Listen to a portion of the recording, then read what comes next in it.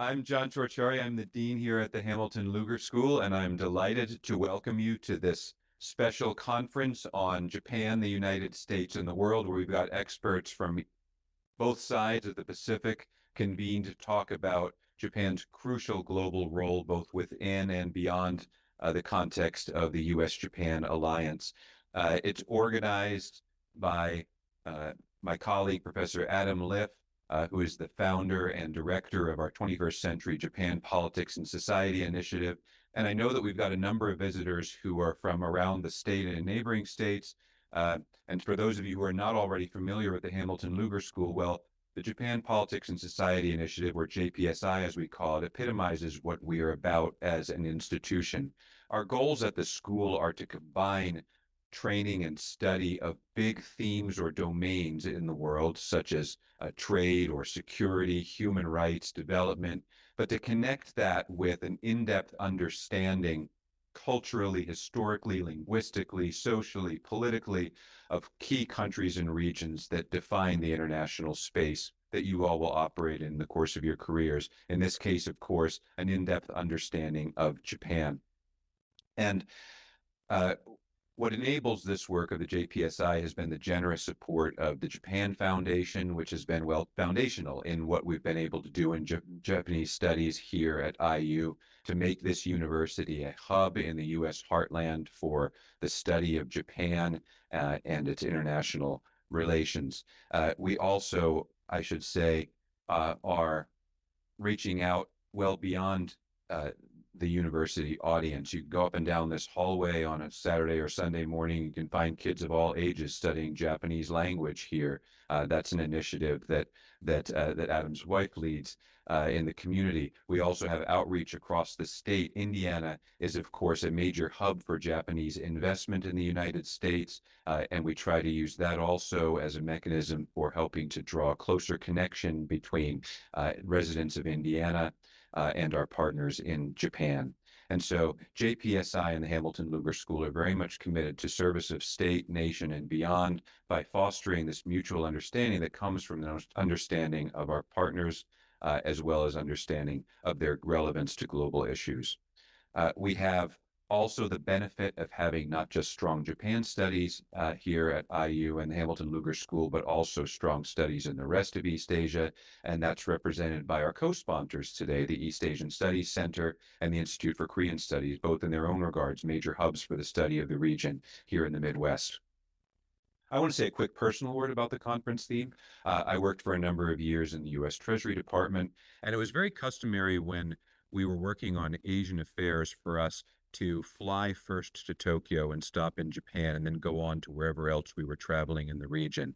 And everybody bumped into each other in the lobby of the Hotel Okura or the other places they were staying. But it was very much understood that the Japan-U.S. relationship set a foundation for America's Pacific engagement, not just in the military domain, but in my case, in financial diplomacy in the office where I worked. And no doubt this is true in many different aspects of diplomacy, of development and foreign aid, and other aspects of U.S. foreign relations. Similarly, for Japan, of course, the U.S.-Japan alliance plays a seminal role in its global and regional engagement. When I was out of government, I participated in a Track 2, that means sort of a think tank type level engagement with some Japanese officials in the Ministry of Foreign Affairs.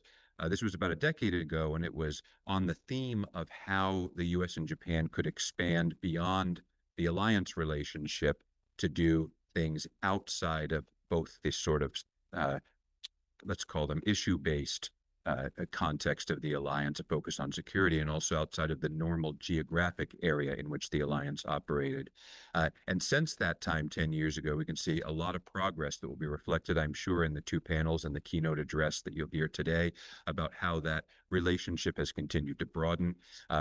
In a time when we have relatively new governments in both countries, with Prime Minister Takaichi and President Trump meeting recently to discuss a whole range of issues, it's clear that the U.S.-Japan relationship is of central importance in almost any domain that interests you, whether you're interested in trade and finance and business, as we'll discuss later this afternoon, whether you're interested in diplomacy and security, which will come up first, or a whole host of other issues. And so this relationship is one that should be of tremendous interest, not just to those interested in Japan or in the Pacific or in military affairs, but to anybody who walks into these doors who has an interest in global and international studies. So with that, I'd like to turn over to Professor Liff, and he can continue the introduction. Thank you. All right. Thank you very much, John.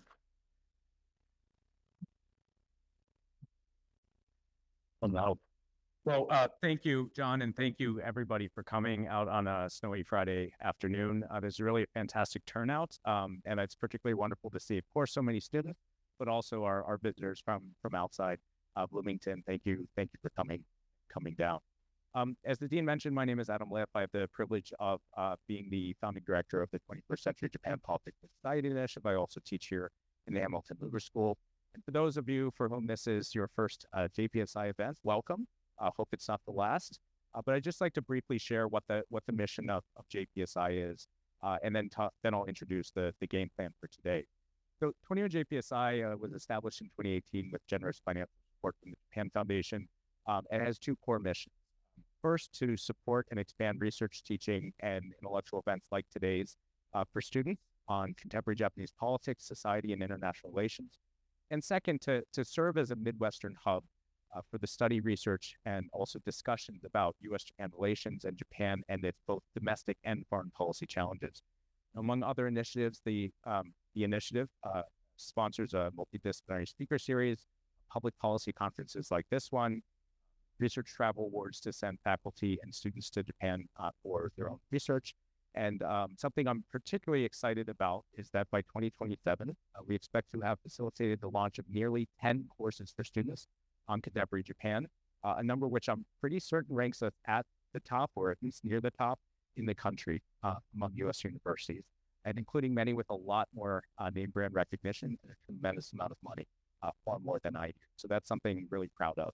It's a wonderful place to come to study contemporary Japan and Korea and China, Taiwan, Asia, and many other countries and regions of the world. So especially to all you students out there, please do check out our website, not only learn more about related course offerings, but also upcoming events. And before I introduce the topic and agenda for today's conference, I'd be remiss if I did not thank the many staff who helped with logistics today, especially Heather, Ethan, and Scott. Thank you so much for your support. I also, please remind me if I fail to do it. She's not currently in the room, but I'd also like to acknowledge Japan Foundation. They sent a representative to today's activities, and so I'll maybe save that for later when she's in the room. So this particular conference marks the launch of a new conference series on Japan and the world, and it's unique in several ways.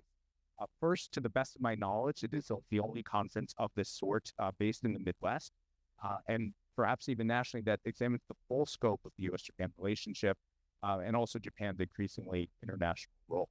Second, many of our speakers today have direct ties to the Midwest, something I arranged as an additional way to try to inspire the students in the room.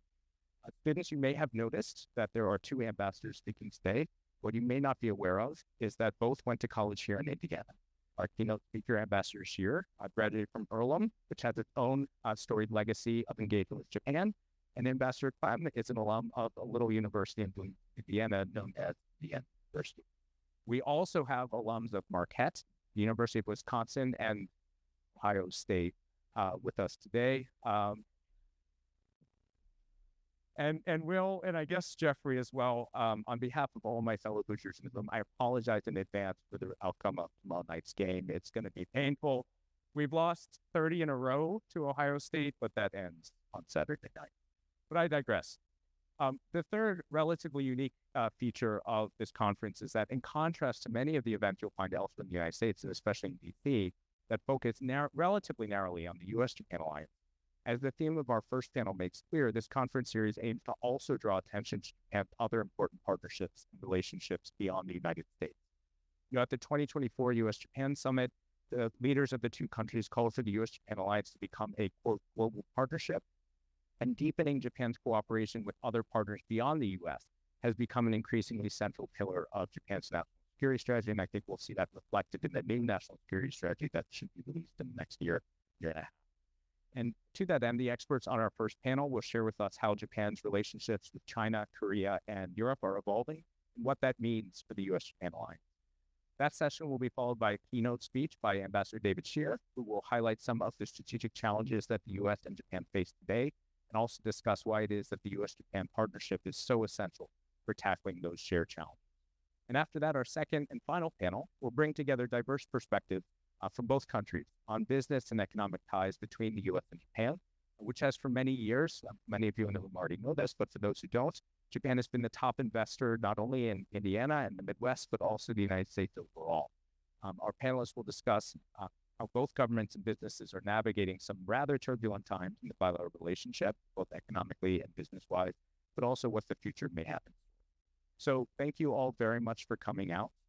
Without further ado, I'd like to invite the first panel up to the stage and we can begin the conference. So thank you all.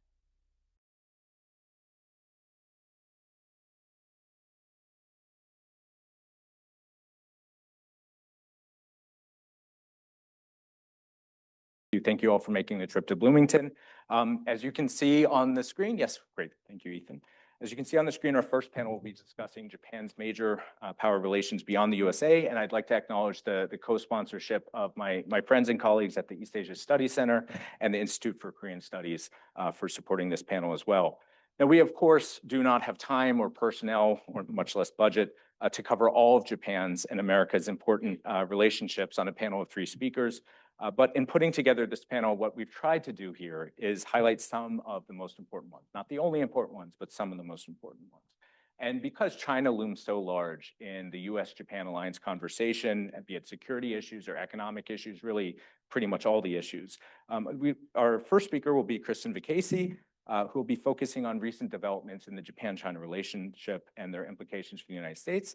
Kristin is an associate professor at the University of Montana, where earlier this year she took up a new position as Montana's inaugural Mansfield Chair of Japanese and Indo-Pacific Affairs. Welcome, Kristin. Next, we'll hear from Leif-Eric Easley about the Korean Peninsula.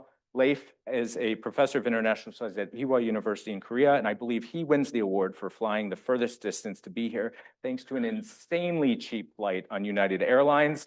I don't know how he pulled it off, but somehow it worked. So welcome, Leif. And last but not least, we have Jeffrey Hornung, who will be discussing deepening ties with Europe. Jeffrey is Japan lead and senior political scientist at the nonpartisan RAND Corporation, which, for those who don't know, is a major think tank in Washington, D.C. And I just want to note at the outset, as you're getting your questions ready for our panel, that although I've asked Jeffrey to focus specifically on Europe today, he is also among the U.S.'s top experts on the U.S.-Japan Security Alliance. So please feel free to ask him many tough questions about that relationship as well. But I'd also like to just mention that we'll be saving our discussion of the U.S.-Japan bilateral economic and business relationship primarily for panel number 2. So as it concerns the U.S.-Japan alliance, let's focus on security issues. Before I turn things over to Kristin, I'd just like to give a brief note about how the panel will run. After each panelist shares some opening thoughts for 5 to 7 minutes, I'll engage them in a brief intra-panel discussion for a few rounds, but we'll promise to save time for audience Q&A, so please do think about the questions you'd like to ask. So with that all out of the way, I'll now turn things over to our first speaker. Kristin, take it away. Thank you so much, Adam. I am really thrilled to be here. Now, I am, as Adam said, the Mansfield Chair, and one thing that Senator and Ambassador Mansfield said is that the U.S.-Japan relationship is the most important bilateral relationship in the world, bar none. Bar none, that's right. But Japan also has a very large neighbor very close by, China, which has been Japan's neighbor for a long time and is geologically going to be Japan's neighbor forever. And that relationship is something that is central and core to how Japan needs to think about all of the other foreign issues, cooperation, et cetera, as well. So this year is 53 years since Japan and China normalized diplomatic relations in the midst of the later part of China's Cultural Revolution. In the 70s and then 80s, Japan-China was marked by remarkable diplomatic exchange, cultural exchange, economic exchange. Japanese corporate entities as well as government built hospitals. They built karaoke machines, introduced Japanese karaoke to China, which has really become a big thing. Japanese business people talked about going to to China, doing private sector aid as a way of atoning for historical misdeeds. In many ways, while there were tensions between Japan and China in this time, this was a time of, let's say, forward-looking optimism. And a time when there was a lot of possibility of a bright Japan-China future in the air. In late 1980s, when most rich countries, rich democracies really withdrew, disengaged, put economic and other sanctions on China after the Tiananmen Square. So then Japan also sanctioned China, but not as much. Some companies stayed, and Japan was the first back. There was a clear commitment economically, but also diplomatically and culturally that China was a core partner for Japan, and that they were going to stay the course. Engagement was better than non-engagement, and that Japan needed to be in country and needed to be there. When China joined the WTO in 2001, this quickly became an economic bonanza. And I know we're going to save the economic conversation until afterwards, but it's really important to understand the political situation as well. Japanese companies started to flock to China. It became the #1 source of investment, quickly started to become Japan's #1 source of imports and exports. And even when things started to go south politically in terms of territorial disputes around the Senkaku Islands or Diaoyu Islands, as well as with issues such as Japan seeking a chair on the UN Security Council seat, the economic situation continued to thrive. Japanese businesses pretty much continued to do well, and the benefits of Japan staying engaged, staying economically and culturally engaged with China far outweighed any of the benefits. Then this period was we call the cold politics, hot economics era, where political frictions really did start to rise, but economic integration was worth it. So 2 minutes, yes, setting the stage of where we are today. This October 21st, Japan got a new prime minister, Takaichi Sanai, and she had a whirlwind of the first few weeks of her prime ministership. 10 days after ascending to the top position in Japan, she was at the APEC meetings, the regional meeting in Asia, where you have heads of state and other top folks meeting, talking about regional issues. And on October 31st, she met Xi Jinping. They shook hands. It was a little awkward, but it went pretty well. Handshakes, it went pretty well. And in general, and she also met with President Trump prior to that in Tokyo. But after this meeting, it really seemed like the economic and political diplomacy in the region sort of proceeding apace, right? And that Takaichi had done pretty well in this really whirlwind first couple of weeks. And then just 1 week later on November 7th, Takaichi was engaged in a debate in the parliament, the Diet in Japan. And members of the opposition, one in particular, were really asking her questions about Taiwan, one of China's core, key, both domestic and international foreign policy issues. And within the context of this debate, Ms. Takaichi, Prime Minister Takaichi, responded about a potential contingency situation in Taiwan, saying, if warships are used accompanying by the exercise of military force, then however you look at it, it could be possibly a situation posing a survival-threatening situation for the country. This was a very inflammatory statement for the Chinese, and the response also has been very escalatory. And there's a couple, we can maybe parse the situation a little bit more in the Q&A and discussion, but as in response to that, we started to see some of this interpretation that Prime Minister Takaichi was saying that Japan was going to take. They suggested that Ms. Takaichi said Japan was going to interfere in some sort of situation, and China laid down a line that said, if you do that, you'll have a lot on the line.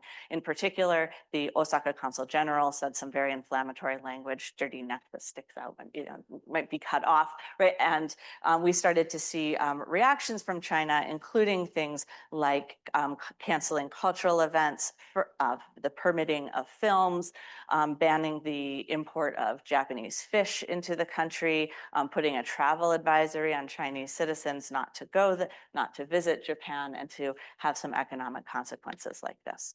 So if we look at where Japan is right now, and this sort of broader situation, is that Japan is deeply economically integrated. Its supply chains are deeply integrated with China. China is, again, its forever neighbor, forever neighbor.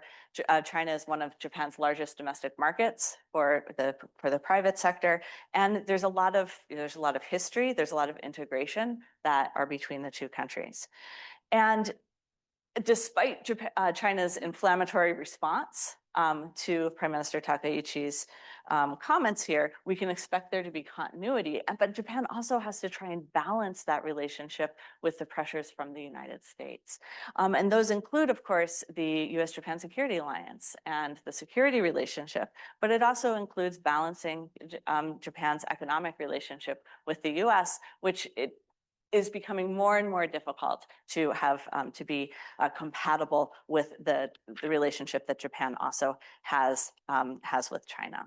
So right now, when I assess it at this moment, Japan-China relations are at a low point that we probably haven't seen since for about 13 years or so. It's like definitely a low point in the recent decade. And many of our backstops that we're looking for and our off-ramps are not as visible as they used to be. The economic relationship is still important, perhaps not as much.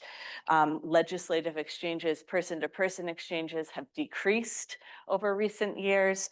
The nature of economic exchange might also not quite be where it was. And then maybe we can get into this later, but one of the former coalition partners of the leading party of Takaichi's party is no longer part of the coalition. And so it's a difficult time for Japan, and this relationship that had been, I think, relatively well managed and even keeled has now introduced a lot of new and pressing challenges. Right there. Thank you. Yeah, and I think absolutely the collapse of the coalition is a major development, in part because Komeito, as you know very well, had historically played that role as a key pipeline with the leadership in Beijing. They're no longer in the coalition, and the new coalition partner has none of those old ties. So it remains to be seen what the long-term consequences will be and how quickly they can get out of this. So thank you very much. Leif, what do we need to know about what's going on in the Korean Peninsula and views from both Tokyo and Washington on it? Thank you, Adam. It's great to be back at IU thanks to your initiative. I think JPSI impressively raises the stature of voices in the Midwest and national conversations about interdisciplinary and policy relevant studies of Japan and Asia. And Dean Ciorciari, I have to say that I think my Hamilton Lugar friends may be too humble, because this isn't just a national conference. Nakashima-san and I are in the building, so it's international. And I bring good news from Seoul, because South Korea-Japan relations are doing much better than Japan-China relations. So I'm going to try to be a little more uplifting than my colleague was just now, because I think there's a lot of interest in the room about Korea-Japan relations. I hope you're all here out of interest. I see a clipboard going around, so maybe Professor Liff made you come and you're getting extra credit for for being in the room, but I really appreciate the turnout today. I have to start my explanation of where South Korea and Japan relations are with some remarks about the Northeast Asian strategic environment. And I think that starts with North Korea, a key threat driver in the region, and something that maybe doesn't get enough headlines here in the US press, but also North Korea's cooperation with Russia is a key threat driver in the region. And not only is the US-Japan alliance responding, not only is the US-South Korea alliance responding to this threat environment, but trilateral cooperation among South Korea, Japan, and the United States is responding in terms of intelligence, cybersecurity cooperation, sanctions enforcement, and economic security cooperation.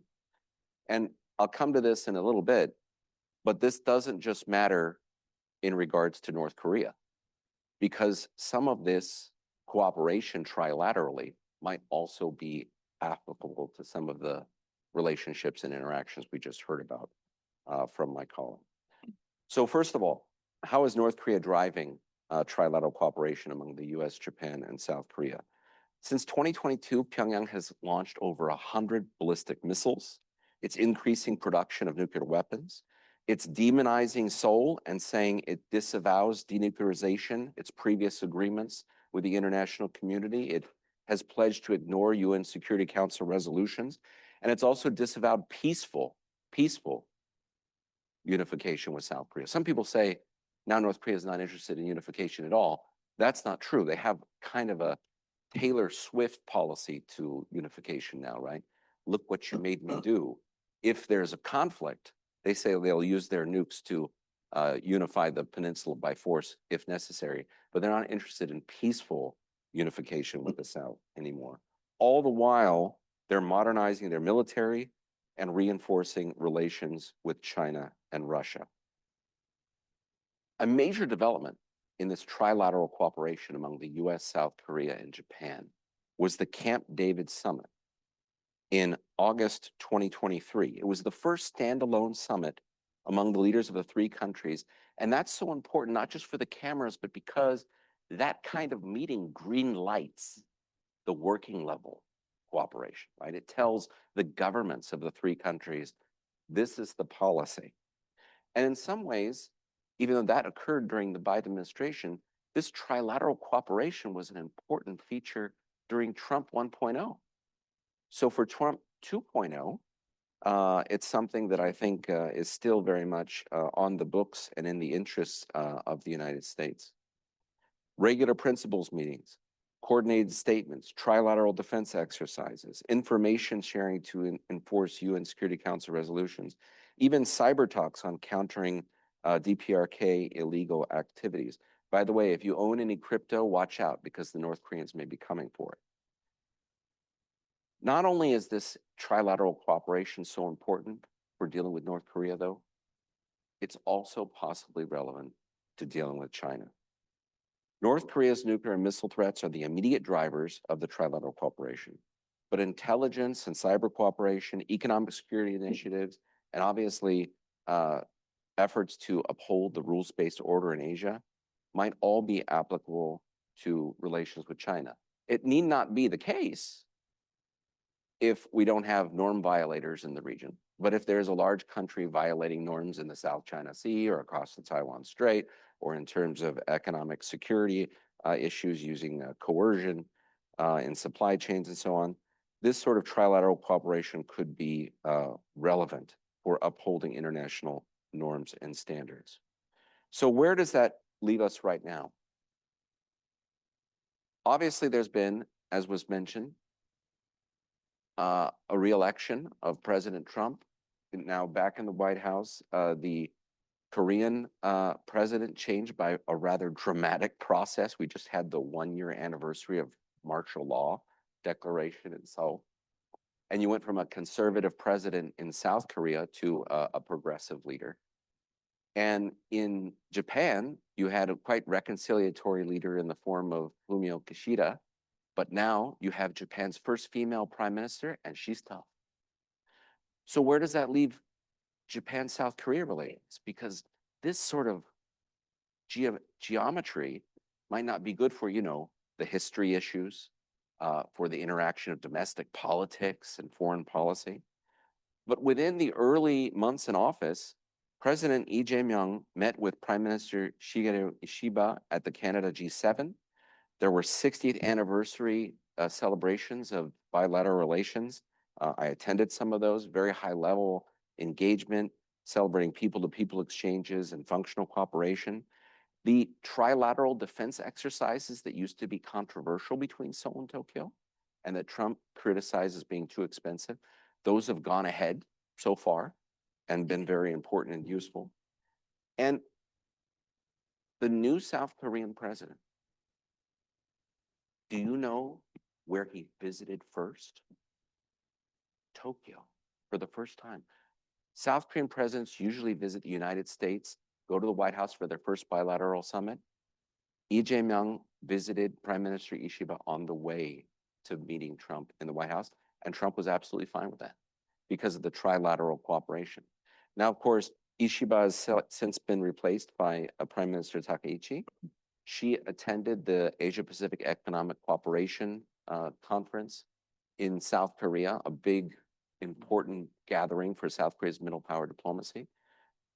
Very good bilateral summit between Lee Jae-myung and Prime Minister Takaichi there. They met again at the G20, and they're probably going to have another summit in mid-January in Prime Minister Takaichi's home district of Nara. What this says is the South Korea-Japan cooperation is back on track for shuttle diplomacy, where the leaders meet often, not only to compare notes, but to coordinate policies. And some of that also involves coordinating their respective alliances with the United States, because US domestic politics, of course, are a variable as well.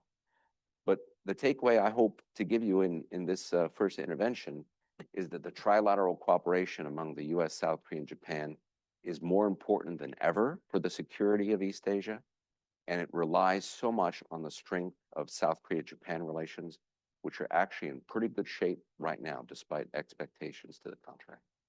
Thanks, Leif. Yeah, it's really remarkable what the two sides have accomplished in a very short time, and as you know, against expectations in the views of many. Thank you, Jeffrey. What's going on in Europe? What do we need to know to understand how Europe's involved in thinking about U.S.-Japan relationship, but also East Asia more generally? Yeah, thank you, Adam, and thank you for the invite. I should say before I begin, you students are very fortunate to have a professor like Professor Liff and the opportunity here at JPSI. It's just wonderful to have somebody support Japan and East Asia studies as much as Professor Liff does, and the opportunities at Indiana University. So I just want to say that as somebody who came from a university who didn't have such support. So just want to begin with that. That's great, and having opportunities like this today. So I've been asked to speak about Japan-Europe ties. A lot of you might not know that there is a lot happening with Japan and Europe. I wrote a report about 5 years ago on Japan-Europe security ties. It's a RAND report, so it's very policy oriented. It's not academic theoretical stuff. In the report, I trace out a number of areas of cooperation between the two that have started many, many, many years ago, but the trajectory has been on a solid improvement. And so what I want to talk about today is I want to argue that the main findings of that report remain very much true today. Talk a little bit about the motivations, what I mean by that, continuities. However, there has been a major change in just the 5 years since that report came out, which I want to touch on. And specifically, it's how Russia's invasion of Ukraine has pushed alignment between Japan and Europe on their views of Russia. So those are the two themes I want to start with. I want to talk about the continuity in the motivations between Japan and Europe in security cooperation, as well as elements of change. And then I want to end with some implications on what this means for the US-Japan alliance. So let me begin with the continuity over the past 5 years and the motivations for the closer ties that we see between Japan and Europe. I want to start with China. Although Japan has long been cautious of China, European governments and NATO as an organization have not. That was changing when I did my report, and it has continued along the same trajectory ever since. And so today, European states and NATO as an organization, they increasingly share Japan's concerns regarding China, both in the Indo-Pacific as well as in Europe. Yes, there's differences of opinion in how to deal with China and means to address the China challenge, but I think those have been shrinking. By and large, there's a general convergence around the idea that China is one of the major challenges to the international order. So that's continuity number one. Continuity number two is an emphasis on norms and principles. Both Europe and Japan, they share a common interest in international norms and principles. This leads them to a common worldview about the importance of the status quo in the current international order. Japan and Europe, either individually as states or collectively, they share a strong preference for maintaining the current order against any challengers to that. And so this preference for protecting the international order informs their strategic interests and helps us understand some of the continuing rationale for their strategic ties with one another. The third area of continuity of motivating their closer ties is the United States. Now, a lot of people will highlight President Trump's different treatment of allies and partners compared to past presidents, his tariffs, his general desire to disengage from international commitments, and they'll say that is the motivating factor for Japan and Europe. I want to press pause on that and say we need to remember that concerns over the United States precede the current president. We've seen echoes of concern over US commitments prior to President Trump.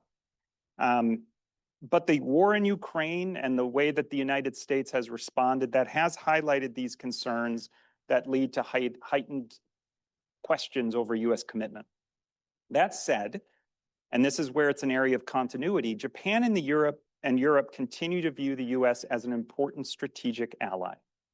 They might be frustrated with Washington over its policies, but there's no indication they want to replace the United States. There's no indication that they're looking at their relationships with one another as some sort of strategic alternative to their alliances with the United States. Instead, stronger strategic ties with one another are seen as a way to bolster their strategic relationships and help keep the United States engaged, complementing the US-led alliance system. So if those are the three main areas of continuity, I think it's critical to acknowledge that what has changed, and there has been a major change, and that's what I already indicated with Russia. When I did the report, I found that Europe was focusing on the renewal of Russian aggression.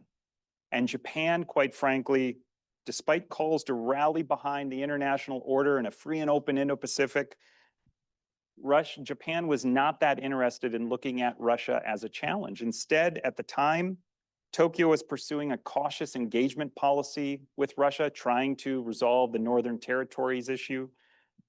Europe was ringing alarm bells about the Russian threat, especially following the 2014 annexation of Crimea. What changed was the invasion in 2022, especially because this had the support of China and North Korea. When I did my research, many European counterparts were frustrated that Japan would often highlight the threat from China and say to Europe, you need to be more engaged in the Indo-Pacific because China is a threat to the international order. But when Europe was saying the same thing about Russia to Japan, Japan didn't show the same level of interest. And so it was frustrating to European counterparts. But following Russia's invasion, then Prime Minister Kishida famously said, Ukraine today could be East Asia tomorrow. This highlighted an awareness that the regions are interconnected and that a violation of international law anywhere, even in Europe, that is a threat to all countries, no matter where they're located. What doesn't get quoted as much, but I think is further indicative of Japan's feelings about the interconnectedness, is that Prime Minister Ishiba, he noted that the outcome of the war in Ukraine, however this ends, this could impact the security of the Indo-Pacific region as well as Europe. And this connection that Europe was trying to draw for many years was now self-evident to Japan. And importantly, as part of this recognition, now we've seen Japan provide full support to European efforts in Ukraine. They provide financial support, political support, diplomatic support, and even indirect, non-kinetic military support. Or if you consider the Patriot sales back to the United States, then kinetic as well. Okay, but the big question then is why? Why has Japan changed? Why do we see this change in the Japan-Europe relationship? Here again, as much as you may be tempted to, I don't think you can point the rationale back to just the Washington and President Trump. Instead, I think there's two other reasons we should look at for the change here. The first is that Russia's naked aggression sparked fears that aggression left unchecked could send the wrong message to would-be aggressors. We have to remember the invasion by Russia, this is a permanent member of the UN Security Council. It's violating the UN Charter. From Japan's standpoint, this is an assault on critical international norms that Japan and Europe hold dear. This is not an Indo-Pacific issue. This is an international systems issue. And so from the Japanese standpoint, this was a shock to the system. The second was the issue that I said before of who's helping Russia. Russia's getting assistance from Japan's two neighbors with which it does not have a great relationship with, North Korea and China. China's energy imports help shield Russia from Western sanctions. Chinese companies provide Russia with critical components to its military, and North Korea has provided weapons and combat troops to Russia. Not only does this all help prop up Russia's war efforts, it brings these three adversaries closer together that help damage Japanese interests. And so collectively, I think these two factors help shift the thinking in Tokyo in ways that we didn't see before. And so that leads me to my final little question here, and that's the big so what? Why does this matter? I'd like to highlight, given the theme of the conference today, is why this matters for the U.S.-Japan alliance. Generally speaking, if we think about what I just laid out there from a policy perspective, none of this limits U.S. policy options.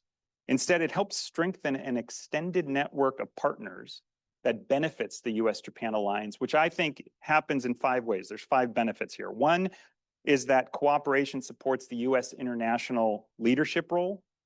Whether or not the U.S. is as active as it used to be in the international arena, nevertheless, by having U.S. allies work together and try to keep the U.S. engaged in international affairs, that effort helps strengthen U.S. role in the world, helps keep the U.S. engaged. 2, closer cooperation complements efforts to uphold the international order.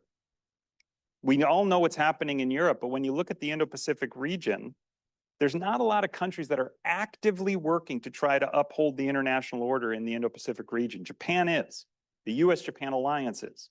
And so having Europe more involved with Japan complements that effort. 3, having more actors work together helps provide more of a broad-based international coalition.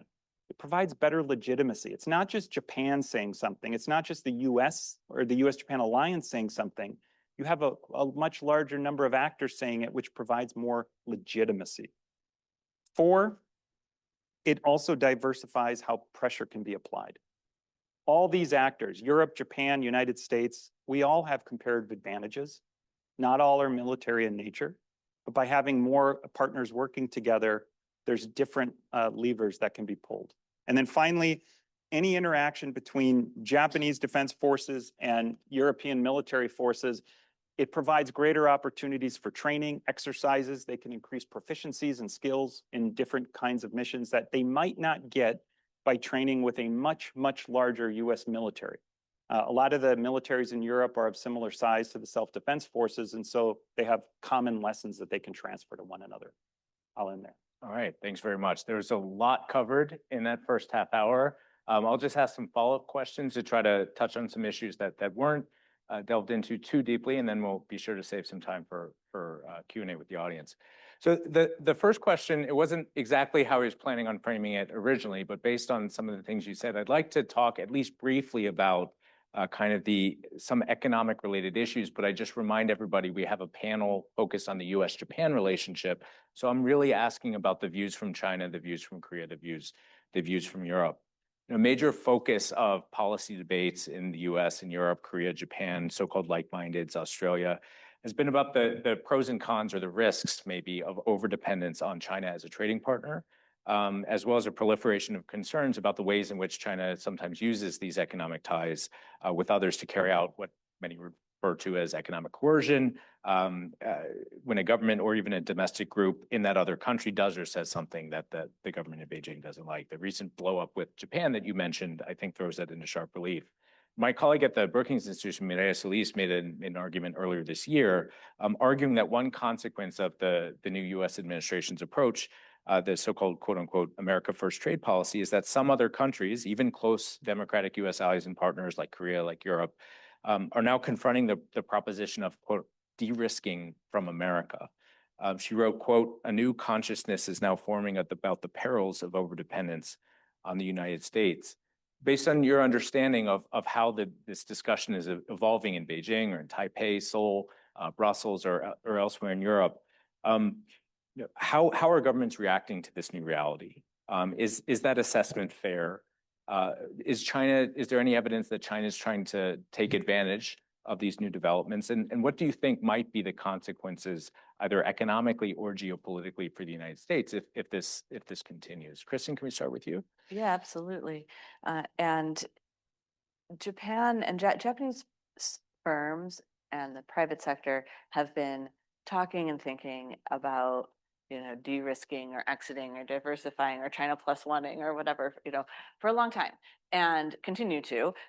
But if we look at, have broader survey data, but then also, discussions with members of the Japanese private sector just from the last few years, you see very similar language as well as the same sort of survey results with the United States. So I really do think that there's something there of thinking about how do we hedge against political uncertainty from all sides. And, and Japanese firms have had some pretty good strategies to do so from China, but this is it's a different game, right? When you have this economic security integration. So in terms of, so how do we think about this from the perspective of China, right? Which is what you really want me to talk about. I think, well, one of the big things is that there's a move towards regionalization. And having the United States be a more volatile, perhaps less reliable partner gives more impetus for whether they are Chinese-led or somebody else-led kinds of regional arrangements. Those could be economic relationships like the Regional Comprehensive Economic Partnership, RCEP. It could be things like China joining, asking to join the Comprehensive and Progressive Partnership on Trans-Pacific Trade, the CPTPP. Or it could be new sorts of security economic relationships. But I think this is an opportunity, and we can see, and it's again, like they do have history, but this is a moment where countries can say that that sort of more stable relationship might be beneficial for us if the long, stable relationship with the United States is not. Thanks. Leif, what's the view from Korea on these issues? I can't say that my Korean friends like tariffs. But I think that there's actually a determination among not only the South Korean government, but virtually all of the major economic and business players in South Korea to actually do more with the United States. And perhaps, tariffs were not the way that they would have wanted to be motivated to do that. But frankly speaking, the economic relationship with China is under such transformation that I think South Korea's strategic interests necessitate that. Not only doing more with ASEAN countries, with India, with Europe, but with the United States. And this is because, students in the room may be aware, but South Korea and China didn't actually have normalized diplomatic relations until the 1990s. And once that finally happened, that bilateral economic relationship really took off. Before normalization, and even for many years after normalization, South Korea's largest trading partners were the United States and Japan. But after China enters the WTO, and so much of South Korea's economic growth became tied with the economic relationship with China, South Korea's trade with China became more than South Korea's trade with the United States and Japan combined. So in many ways, South Korea rode the rocket of China's rise very successfully. And that's part of the reason why you all are so exposed to K-pop and K-dramas and Korean soft power, because it comes on the back of the engine of South Korea's economic success, which was tied to the relationship with China. But that's changed in a couple ways. One way was because of China's economic coercion over a missile defense system that South Korea welcomed on the peninsula to deal with the North Korean threat that I've talked about, called THAAD, Theater High Altitude Area Defense. And China put South Korea under such economic coercion, not just, not letting K-pop stars into China do concerts and so on, and taking K-dramas off the air, but harassing Korean companies, really pushing out Korean cultural products, and restricting Chinese tourists who were spending a lot of money when they visited Korea. And now Japan is feeling a little bit of this kind of THAAD-like post-THAAD coercion. Koreans realized this means they needed something more like a China plus one strategy like Japan had had for longer. But in addition to that, Chinese economic competition has come so far, so fast, that the dreams of the big South Korean conglomerates or chaebol to have big market share in China, those dreams are over, right? The Chinese companies like cheap EVs, they've already come to eat Hyundai's lunch in China. And now they're going abroad to eat the lunch of South Korean companies in the global marketplace. Put on top of that, all the concerns about economic supply chain security we learned from COVID and from the coercion issues of rare earths and so on before. I think the South Koreans, they really understand that they need a stronger supply chain. They really need to find the next productivity boost with AI, with energy cooperation, with working in the United States shipbuilding. So there's a lot going on here that makes it a complicated space for South Korean companies, but they actually have an interest in doing more with the United States, I think, not like, yeah, thanks, Leif. Jeffrey, what about Europe? How is Europe responding to COM 2.0, especially in the economic space? And has it led to more engagement between Japan and Europe, between Europe and China, between Europe and Korea? What's your sense? So I think what you see in Europe, it's a similar story to what you see in Korea, in that obviously they don't like the tariffs. Nobody likes the tariffs. They're also finding ways to deal with it by promising investments in the US. Also by working with countries like Japan, trying to work investment or different manufacturing deals. The relationship with China has been one that's changing. That has, like I mentioned in my remarks, one of the things that was happening when I did the research was that European states, they had issues with some of China's predatory practices in Europe. And that was leading a lot of the countries to change, especially Germany. Germany was the slowest to really get on board with seeing China as a challenge. So all of that's changing. It has not gotten better. Europe still views China even more so as an economically coercive country.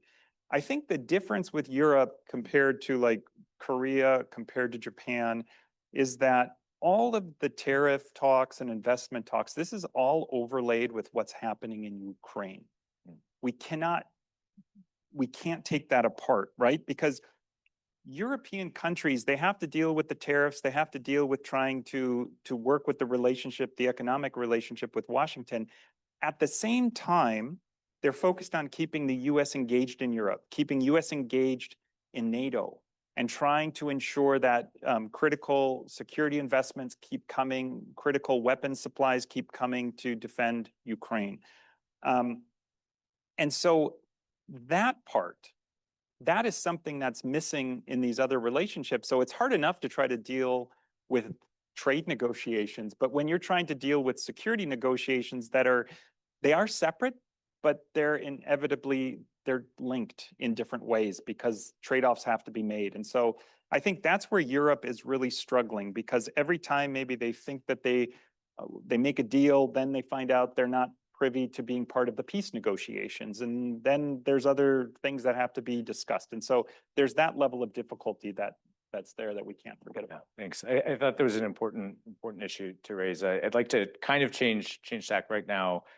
Resist the strong urge to ask a Taiwan question, because if the experience this year is any indication, a student will inevitably ask about that. You know, it's very much in the news, but I'd like to focus a little bit on North Korea, which from my vantage point does not get as much attention as it probably deserves these days. And this is primarily directed to Leif and Jeffrey. I'll allow you to put your Japan expert hat back on for this one. But Kristin, please, by all means, if you have any thoughts on with the view from China or elsewhere, I'd love to hear your thoughts. Without revealing any numbers, I'll say that the whole panel is old enough to remember that during the Bush, Obama, and Trump 1 administrations, North Korea was considered a front burner national security issue. And it got a lot of high-level attention. Trump 1 arguably took this to an extreme, both in terms of confrontation in the early days, but then also in terms of engagement. And my sense is that the situation over the last 5 years or so has not improved. But I have, at least, again, from my perspective, my vantage point, noticed a sharp drop-off in the extent to which we talk about it, to the extent to which Washington, D.C., especially, and Tokyo, talk about it, but yet the issue itself and the issues presented by North Korea have only grown more complicated, arguably more dangerous, as I believe Leif mentioned earlier. Right? We also have this new kind of Russia-North Korea relationship, a security pact, arms sales, China, Russia, North Korea, some put Iran in there. Is my understanding that it's no longer getting as much attention in Tokyo and Washington accurate? And if it is, to what do you attribute that? Are the US and Japan just out of ideas for how to deal with Pyongyang? And Leif, especially for you as someone based in Seoul, I'm curious what advice you might give to the Takaichi and Trump administrations about what their priorities concerning North Korea should be. So Leif, maybe I'll start with you if that's okay, and then Jeffrey and Kristin, if you'd like to say anything, please, by all means. Leif? Well, as a professor of alliances based in Seoul, I'm not going to tell you I don't agree that North Korea deserves more attention than maybe it's getting. Maybe if someone on this stage was on the National Security Council in this White House, it might help. But I think really what the situation is a matter of timing. It's not that North Korea is of less urgency or priority or importance, as you say. In many ways, the threat is increasing, and the interconnectedness of the North Korea issue with security in Europe and in the Indo-Pacific is increasing. So I think on this timing issue, you know, we should look at first maybe the North Korean perspective. From KJU's perspective, he took a very long train ride to get to Hanoi, where basically Trump said, no deal is better than a bad deal. See you next time. That was incredibly embarrassing and dissatisfying for the leader of North Korea. And it really affected inter-Korean relations. You had seen actually reconciliatory progress between Seoul and Pyongyang, going from the Olympics all the way to the South Korean president giving a speech at the May Day stadium in Pyongyang, to the two leaders holding hands at the top of Mount Paektu. I mean, that's the kind of stuff that goes into history textbooks, right? But all that stopped because there wasn't sanctions relief in Hanoi. And there was a little bit of effort, you know, and a meeting at the DMZ and some other working level meetings to try to get some deal, but it didn't materialize. And then COVID, right? I mean, North Korea cut itself off from the world to an extent that the rest of us who've lived through the pandemic, I mean, all of us took our classes online, but North Korea really closed all their borders, right? And so for the Biden administration, North Korea was largely not answering the phone. And as North Korea has reopened, it has seized what, from Pyongyang's perspective, is a tremendous opportunity to profit from Russia's illegal aggression against Ukraine. I mean, the amount of money, the amount of technical knowledge, the amount of experience that North Korean personnel and soldiers are getting from participating in this aggression is more than really KJU could have dreamed of before this geopolitical earthquake of Russia's UN charter violating war. And so I think what we're seeing is KJU is going to try to get as much benefit as he can from the war in Ukraine. Kim Jong-un, just to clarify. Yeah, Kim Jong-un, before Kim Jong-un re-engages with Trump, he's going to try to profit as much as he can from Russia and probably go back to Beijing and say, do you miss me? Doesn't China feel a little left out by how much North Korea is doing with China, and try to get a bit more from Beijing. From the US perspective, I mean, I think as soon as Trump returned to office, you had to deal with the Middle East, you know, and then you have to deal with the war in Ukraine. I mean, Trump has a whole list of Nobel Peace Prize winning candidate conflicts that he's been dealing with, but Middle East, Ukraine, and so in many ways, and then after that, it's the trade war with China. So Trump isn't going to get to KJU until after Putin and Xi Jinping, right? So we're really not yet at the timing. So I don't think it's a lack of interest or lack of importance or even a lack of priority. It's really a matter of timing. So you know what I'm going to say. What should South Korea and Japan do? They should do more together, right? It used to be that South Korea, Japan was the weak leg of that trilateral US, Japan, Korea cooperation. Tokyo and Seoul need to be the strong leg, right, to hold up this trilateral cooperation, not only for the sake of deterrence, if there isn't a good deal to be had with Pyongyang, because it's going to be difficult. They're not giving up their nukes anytime soon, right? But also, if there is another Trump, Kim Jong-un summitry cycle, to be on the same page trilaterally about engagement, right? Because you don't want Japan going in one direction, South Korea going in another direction while Trump is going here. So I think that trilateral cooperation is so important, and Prime Minister Takaichi and President Lee Jae-myung are doing the right thing, despite their very different ideological differences, different views on history, different domestic politics, to hold that relationship strong. Thanks. Jeffrey, Kristin? Yeah, I mean, I'll just give a very quick comment. I do think I agree with you that the situation in North Korea has not improved. It's gotten worse in the sense of what we've seen North Korea doing with Russia. I mean, that's something that we haven't seen before. And I also agree that it is not part of the conversation like it used to be. For many of you who may not know, that the White House released the National Security Strategy today. I haven't read it. I don't even know if North Korea is listed in it. So that would be very indicative of where North Korea lays in US priorities right now, if any of you read it.